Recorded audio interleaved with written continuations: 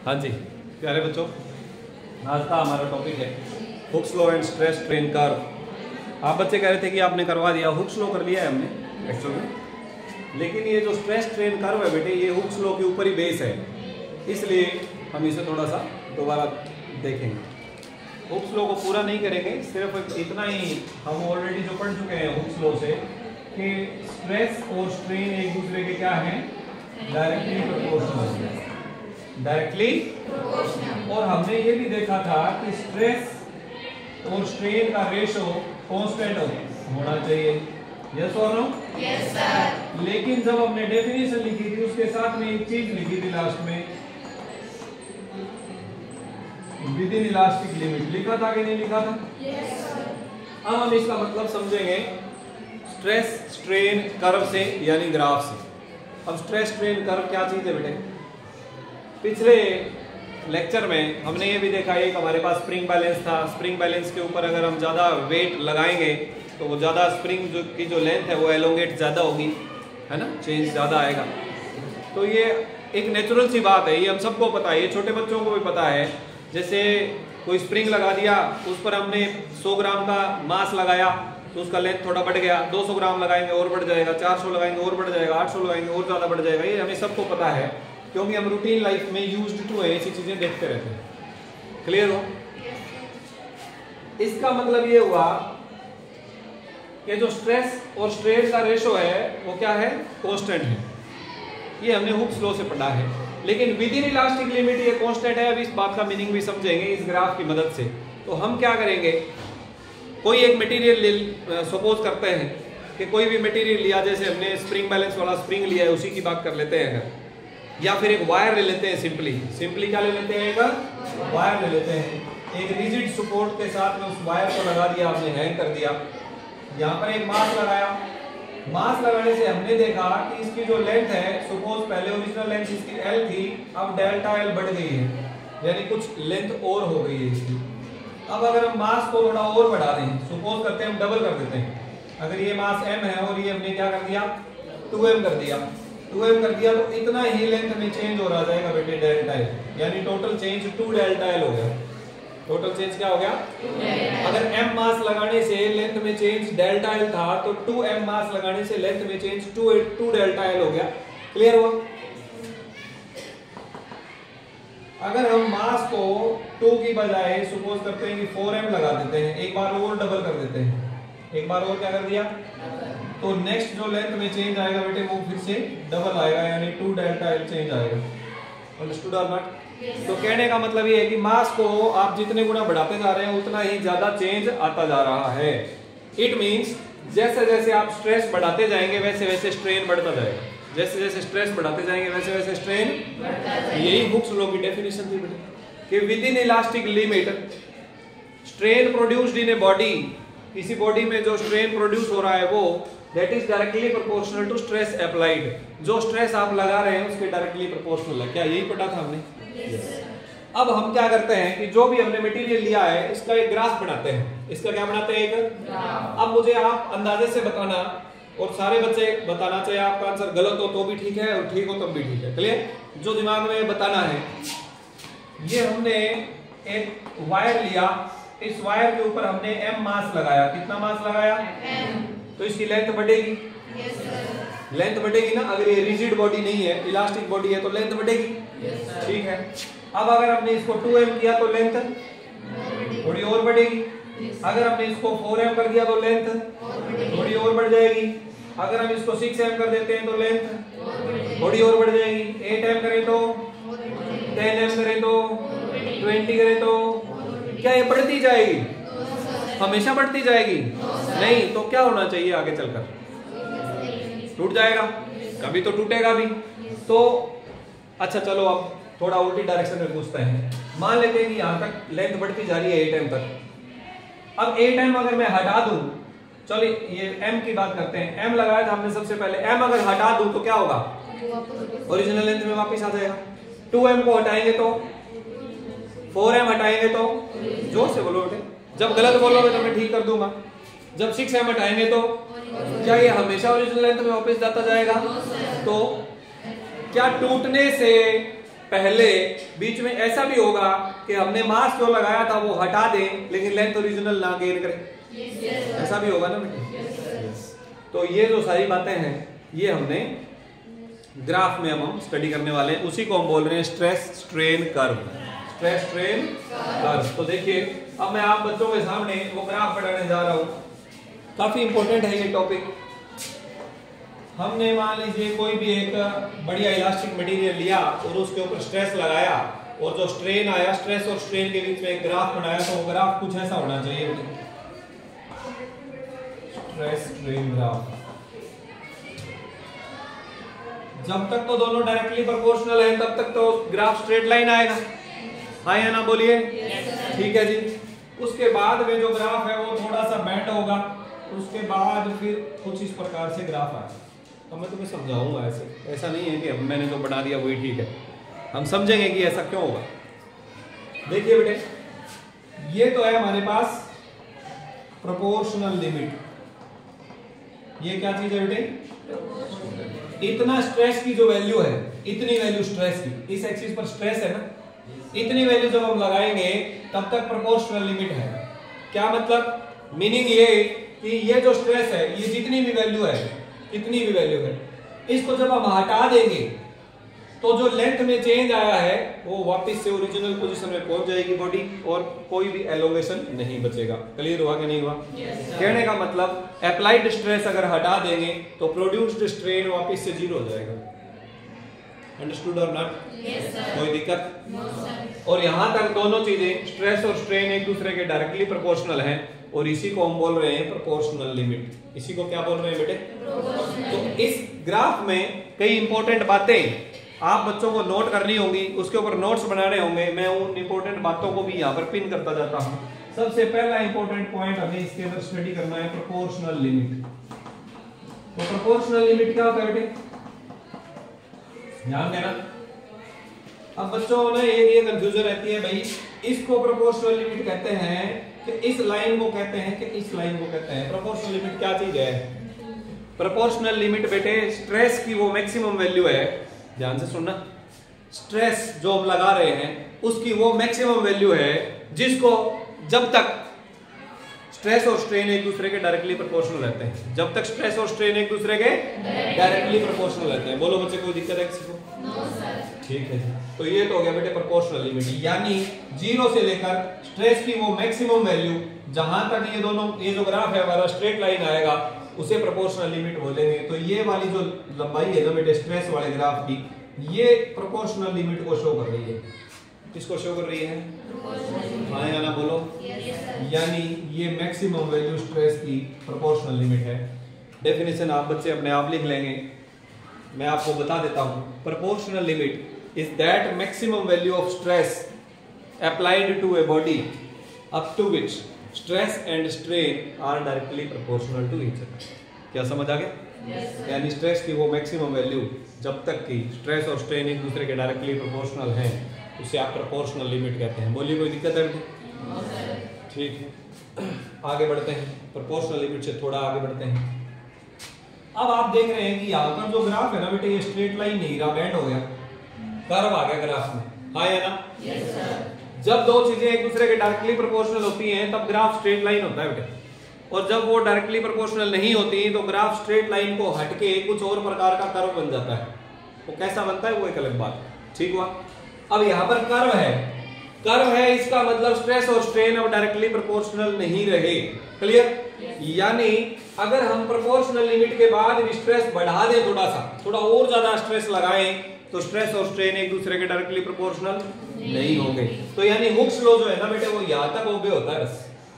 ये Hooke's law की limit है जो हमने यहाँ लिख रखा था। एक्चुअल में यहाँ इलास्टिक लिमिट भी गलत लिख रखा है, अगर हमने लिखा यहाँ लिखना है with in proportional limit, with in proportional limit. आप वो डेफिनेशन भी चेक कर लेना जब हमने नोट्स बनाए थे। अगर इलास्टिक लिमिट लिख रखा है उसका भी मतलब समझाऊंगा अभी, उसकी जगह हमें प्रोपोर्शनल लिमिट लिखना है।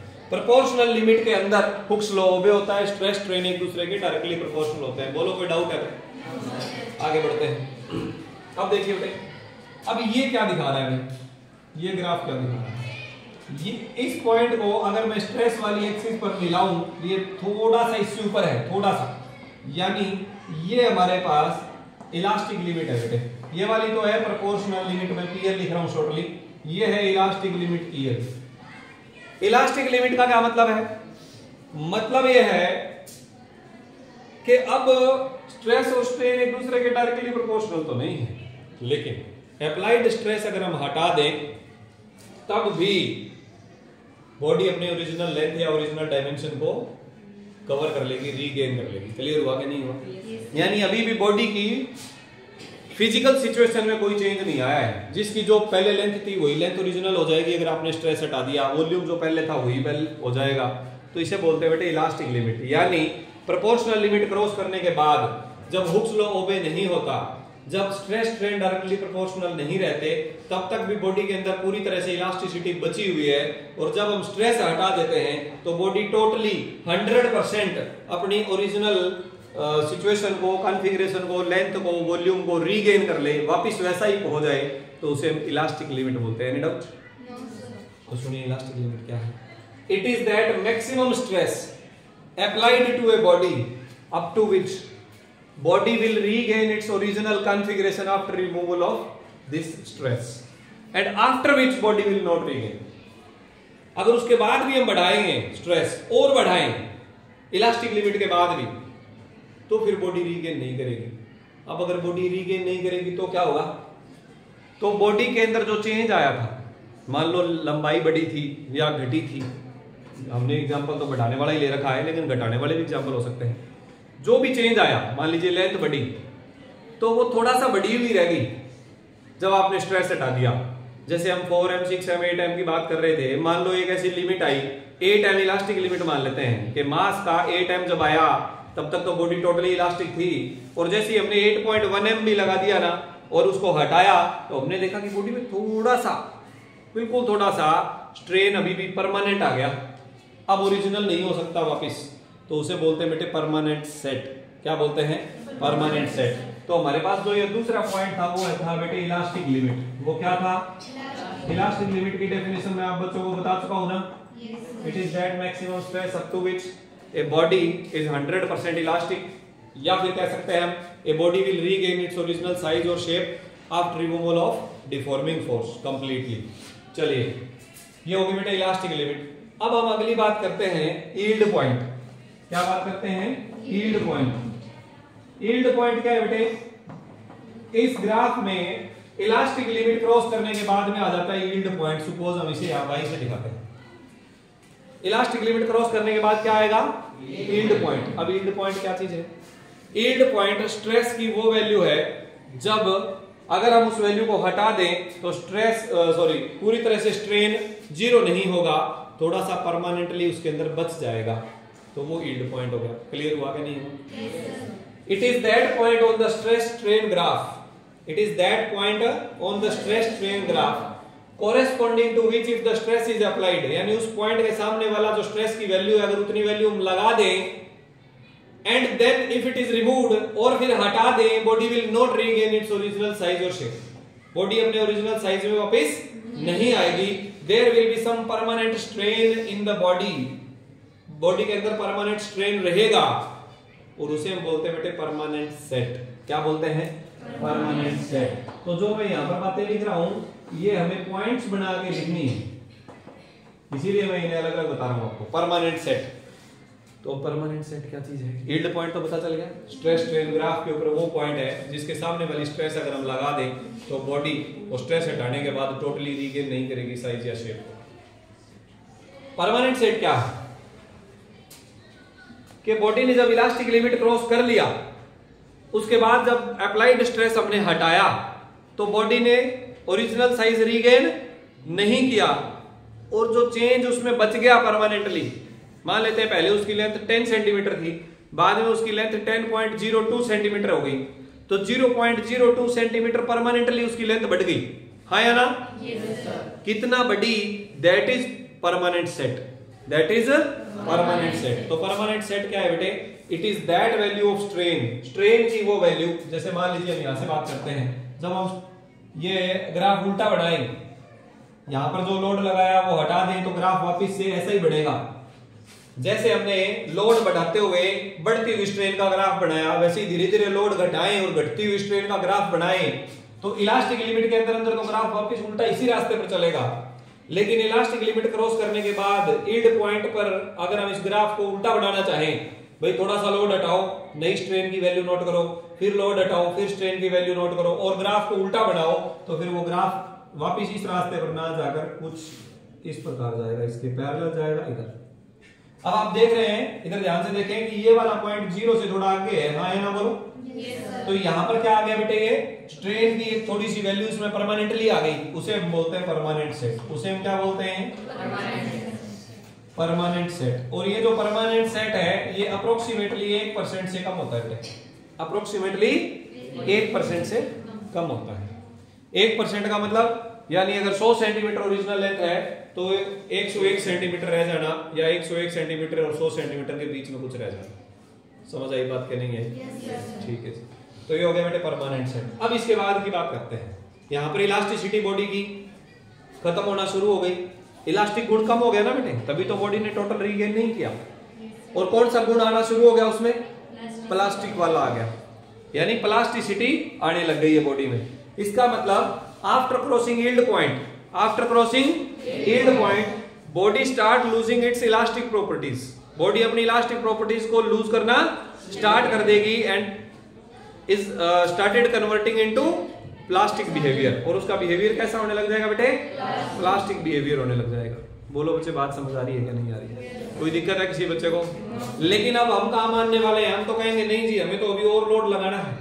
अब अगर लोड और लगाएंगे कहने का मतलब अगर हमने स्ट्रेस और बढ़ाया, आप देखो बेटे ध्यान देना, हमने स्ट्रेस में चेंज कितना किया? इतना। यहां तक तो हमने लगा ही रखा था, इलास्टिक लिमिट वाला पॉइंट है, इतना और लगा दिया हमने। अब आप देखिए, जब इलास्टिक लिमिट थी तो बॉडी के अंदर स्ट्रेन यहां पर थी, ये वाला पॉइंट था स्ट्रेन का, और जब इतना स्ट्रेस आपने लगाया तो स्ट्रेन का ये वाला पॉइंट आया।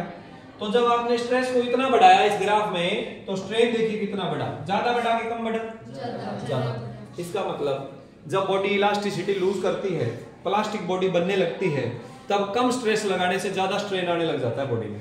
कम स्ट्रेस लगाने से, यानी मेरी बात समझने की कोशिश करें, अगर हम मास को 100 ग्राम में बढ़ाते जाएं, किसी वायर के ऊपर, वायर लटक रही है, उसके ऊपर 100 ग्राम के अंदर मास बढ़ाते जाएं, पहले 100 ग्राम लगाया, फिर 200, फिर 300, 400, 500, तो इलास्टिक लिमिट क्रॉस होने के बाद मान लेते हैं कि क्रॉस होने से पहले हर 100 ग्राम पर 1 सेंटीमीटर या आधा सेंटीमीटर लेंथ में बदलाव आ रहा था। आधा सेंटीमीटर मान लेते हैं, 0.5 सेंटीमीटर।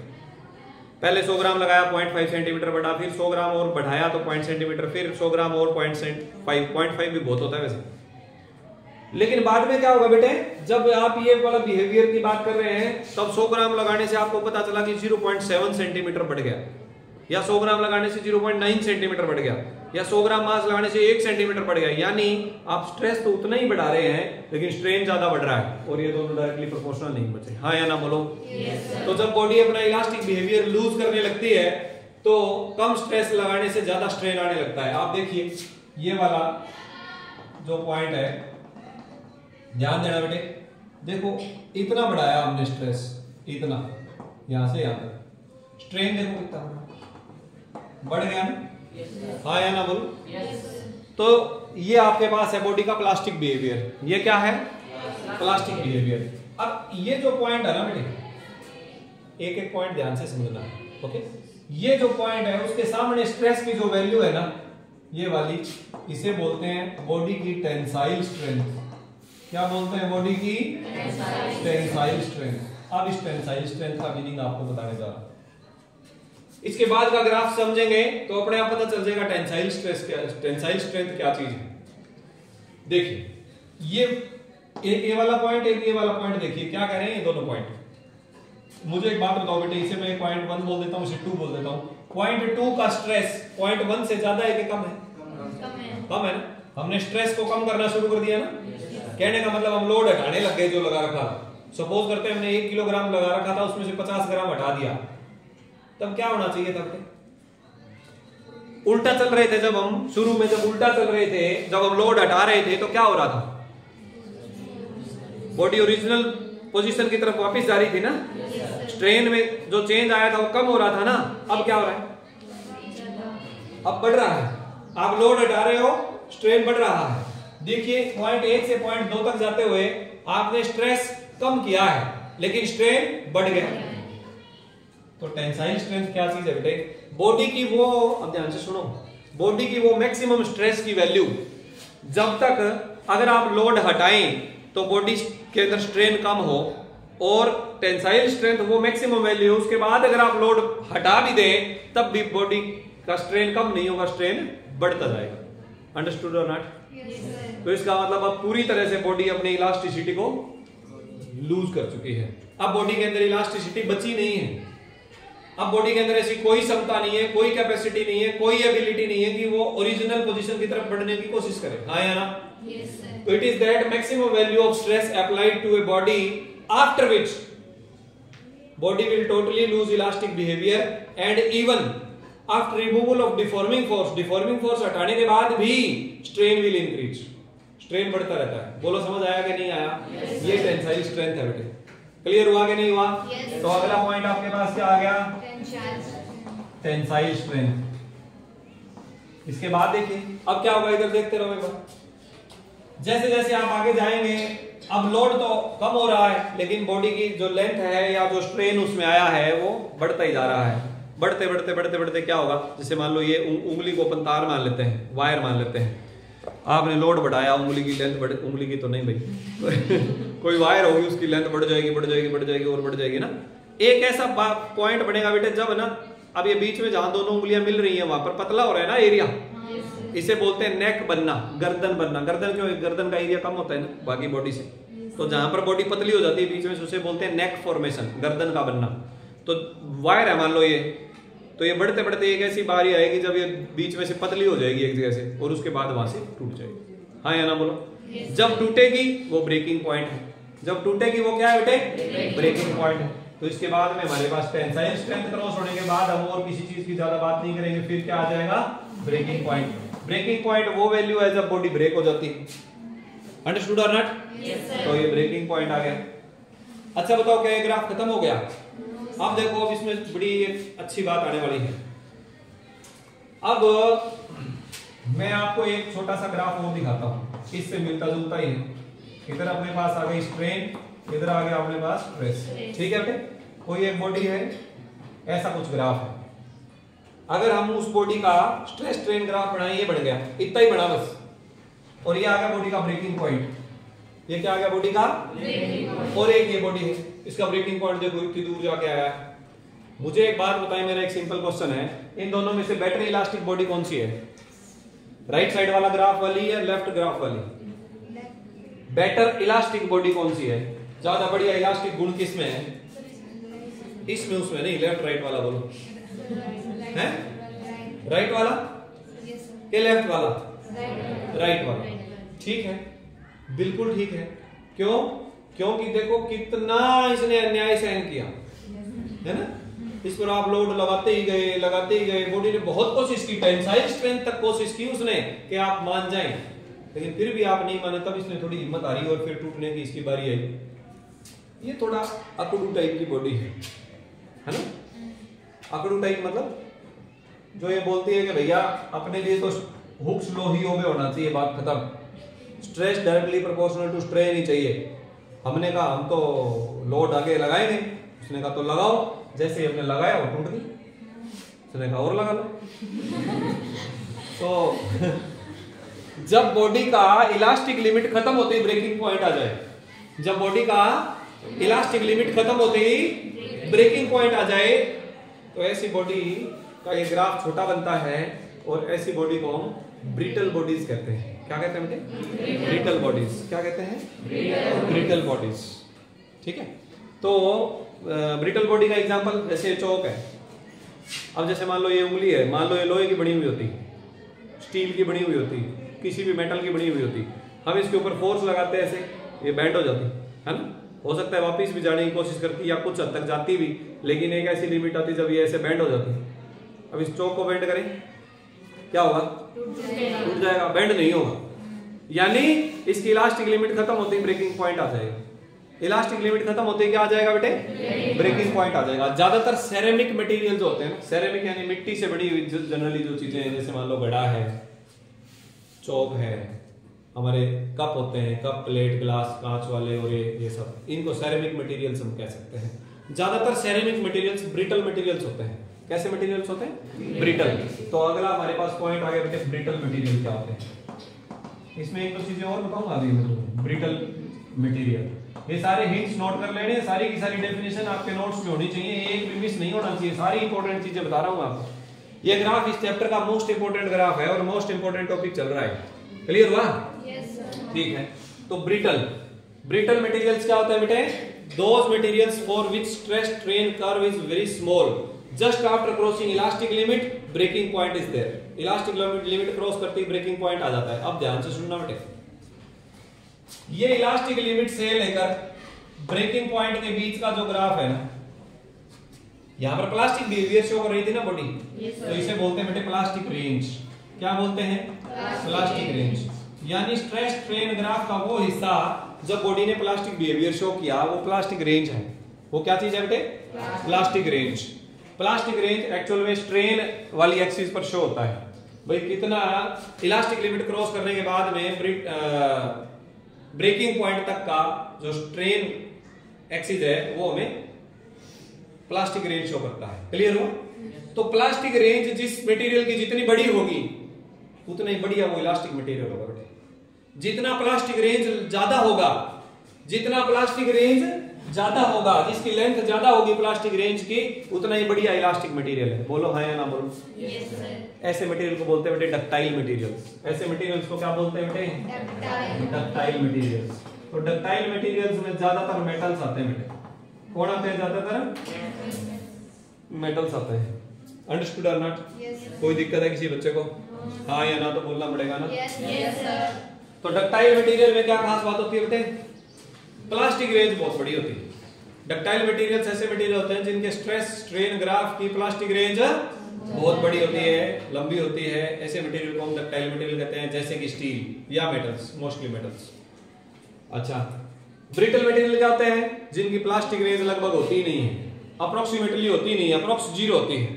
यानी इलास्टिक लिमिट क्रॉस करते ही ब्रेकिंग पॉइंट आ जाए, ऐसे मटेरियल को क्या कहते हैं बेटे? ब्रिटल मटेरियल कहते हैं। बोलो कोई दिक्कत है? समझ आया कि नहीं आया? ठीक है बेटे। अब मुझे एक बात और बताओ सारे बच्चे, रबड़ इनमें से कौन सा है? ब्रिटल है कि ये डक्टाइल है? इसका मतलब रबड़ का ग्राफ ऐसा बनना चाहिए। हाँ जी भाई, अगर डक्टाइल है तो ऐसा बनना चाहिए, अगर ब्रिटल है तो ऐसा बनना चाहिए। आपकी एनसीईआरटी की बुक में ग्राफ दिखा रखा है, फिगर 9.4, चेक करो जरा कैसा ग्राफ है। 9.4 पेज नंबर 235 235 के ऊपर कैसा ग्राफ है? देखो शाबाश। हाँ जी बच्चों, देख लिया क्या? कैसा है? इन दोनों में से मिलता है किसी के साथ क्या? नहीं। हमने जब रबड़ का स्ट्रेस स्ट्रेन ग्राफ बनाया, इधर हम स्ट्रेन ले लेते हैं, इधर हम स्ट्रेस ले लेते हैं, तो आपने देखा कुछ ऐसा ग्राफ आ रहा है ना? कुछ ऐसा है।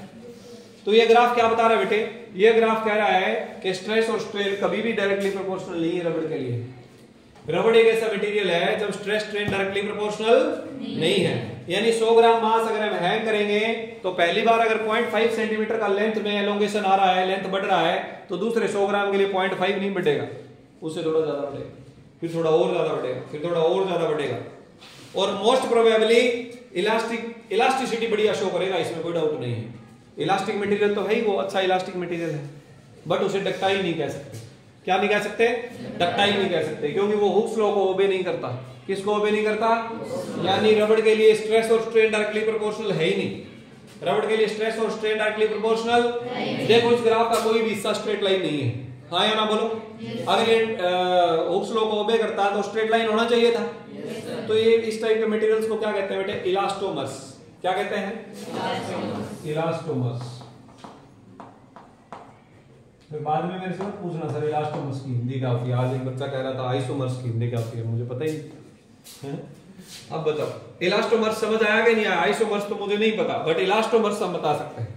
बताओ बच्चे, इलास्टोमर्स समझ आया कि नहीं आया? क्या होते हैं? जिनके एक ऐसे मटेरियल को हम इलास्टोमर मटेरियल कह सकते हैं जो स्ट्रेस स्ट्रेन डायरेक्टली प्रोपोर्शनल नहीं होता, जिसमें हुक्स लॉ ओबे नहीं होता। ऐसे मटेरियल को क्या कहते हैं बेटे? इलास्टोमर्स। तो रबड़ कैसा मटेरियल है? इलास्टोमर्स है। क्या आप प्लास्टिक रेंज बता सकते हैं? प्लास्टिक रेंज की डेफिनेशन बता सकते हैं कि नहीं बता सकते? Yes, sir. बता सकते हैं। प्लास्टिक रेंज क्या होता है बेटे? It is the graph after crossing the yield point और elastic limit up to breaking point. Elastic limit से लेकर ब्रेकिंग पॉइंट तक का जो ग्राफ है उसे हम प्लास्टिक रेंज बोलते हैं। प्लास्टिक रेंज ज्यादा बड़ी होगी, इसका मतलब गुड इलास्टिक मटेरियल है कि बैड इलास्टिक मटेरियल है? Good elastic material. ठीक है बेटे। अब टेबल 9.1 देखो आप अपनी एनसीईआरटी की बुक में। टेबल 9.1 देखिए। मैं इधर कैमरे के सामने भी कर देता हूं क्योंकि हो सकता है वीडियो देखने वाले सभी के पास में बुक ना हो। हालांकि टेबल उन्हें साफ नहीं दिखी पर पता चल जाएगा भी यहाँ एक टेबल है। पता चल रहा है ना कि यहाँ एक टेबल है? Yes, sir. अब इस टेबल में देखो बेटे क्या दे रखा है। एक तरफ लिख रखा है सब्सटेंस जैसे कि एल्यूमिनियम, कॉपर, आयरन, स्टील वगैरह। दूसरे नंबर के कॉलम में लिख रखा है इन्होंने यंग्स मॉडुलस। क्या दे रखा है बेटे? Young's modulus. यंग्स मॉडुलस किसका कितना है? तो बताइए सबसे ज्यादा यंग्स मॉडुलस किसका है? स्टील का। किसका है बेटे? स्टील का है। कितना है? 200 नहीं है बेटे, ऊपर देखा नहीं आपने ध्यान से। 200 गुणा में 10 की पावर 9 न्यूटन पर मीटर स्क्वायर। ऊपर कॉलम में ऊपर देखो 10 की पावर 9 सब के साथ ऑलरेडी उन्होंने बता रखा है मल्टीप्लाई। हाँ या ना? Yes, sir. 200 into 10 raised to power 9 Newton पर मीटर स्क्वायर। ये यंग्स मॉडुलस है बेटे किसका? स्टील का। क्या इससे ज्यादा यंग्स मॉडुलस है किसी का? ठीक है जी। यंग्स मॉडुलस का क्या फार्मूला था? यंग्स मॉडुलस का फार्मूला था बेटे longitudinal stress normal stress divided by longitudinal strain. यही था ना? इधर बोर्ड पर ध्यान से देखें। यंग्स मॉडुलस का क्या फार्मूला था बेटे? Normal stress divided by longitudinal strain. Is it clear? इसका मतलब क्या हुआ कि यंग्स मॉडुलस अगर ज्यादा है तो वो ज्यादा स्ट्रेस को बियर कर सकता है, ज्यादा स्ट्रेस को बियर कर सकता है। इसका मतलब ज्यादा बढ़िया इलास्टिक मटेरियल है। इसका मतलब ज्यादा बढ़िया। तो यंग्स मॉडुलस जिसका ज्यादा है इसका मतलब that is a good elastic material. तो इस टेबल को देखकर बताओ बेटे बेस्ट इलास्टिक मटेरियल कौन सा है? बेस्ट यानी सबसे बढ़िया स्टील। हमने जब पहले दिन इस क्लास को शुरू किया था इस चैप्टर में तो मैंने आपको बताया था कि स्टील इलास्टिक मटेरियल है बेस्ट। तो कई बच्चे दूसरी तरफ देख रहे थे कि हैं हम तो रबड़ समझ रहे थे, है ना?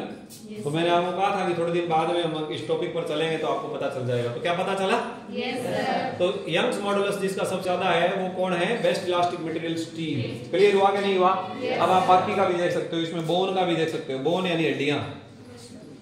जनरली हम हमारी हड्डियों की बात कर सकते हैं, जानवरों की भी। तो बोन का क्या है बेटे? 9.4 into 10 raised to power 9। तो स्टील के कंपैरिजन में तो बहुत कम है, लगभग 20 गुना कम हो गया। हाँ या ना बोलो? Yes, sir. इसके बाद नेक्स्ट कॉलम में क्या दे रखा है? इलास्टिक लिमिट दे रखी है बेटे। क्या दे रखा है?